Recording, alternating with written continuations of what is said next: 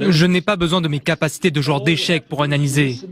Tout ce que nous avons à faire, c'est écouter Poutine. Il est complètement transparent au sujet de son plan. Et c'est l'un des paradoxes que beaucoup de gens ne comprennent pas, je pense. Les dictateurs mentent toujours à propos de ce qu'ils ont fait, mais très souvent, ils nous disent exactement ce qu'ils vont faire.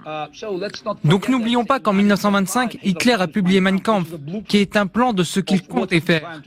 Personne ne l'a pris au sérieux parce qu'il n'était personne en 1925. Et nous en avons payé l'énorme prix. Poutine n'arrête pas de nous donner ses plans. Ce n'est pas que l'Ukraine.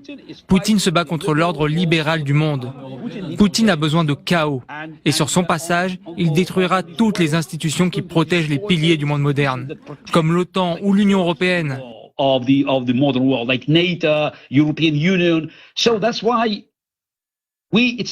C'est pour cela qu'il est temps pour nous de reconnaître une vérité simple et douloureuse. Poutine ne s'arrêtera pas tant qu'on ne l'arrêtera pas. Et à ce jour, je ne vois aucun moyen de le stopper, si ce n'est de détruire ses armées en Ukraine. Il n'y a qu'une défaite militaire en Ukraine qui aidera la Russie à réaliser que le temps de l'Empire est terminé et qu'il est temps de penser à quelque chose de nouveau.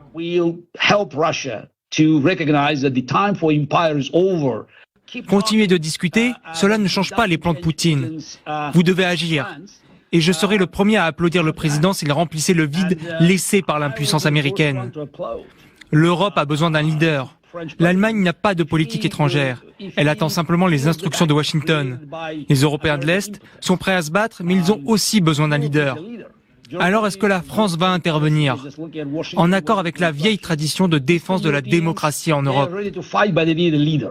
Cela serait extraordinaire, parce que plusieurs membres de l'OTAN à l'Est, comme la Pologne ou les États baltes, comprennent que si Poutine est victorieux en Ukraine, Dieu nous en préserve, ils seront les prochains.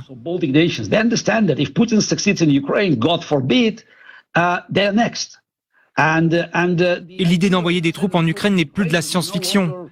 Parce que du point de vue de la Pologne, se battre avec les Ukrainiens à Kiev offre des perspectives beaucoup plus attractives que de se battre contre Poutine et les Ukrainiens qu'il mobilisera dans son armée après sa victoire en Ukraine, près de Varsovie. Donc, président Macron, bougez, en marche. So, President Macron, move and marchez.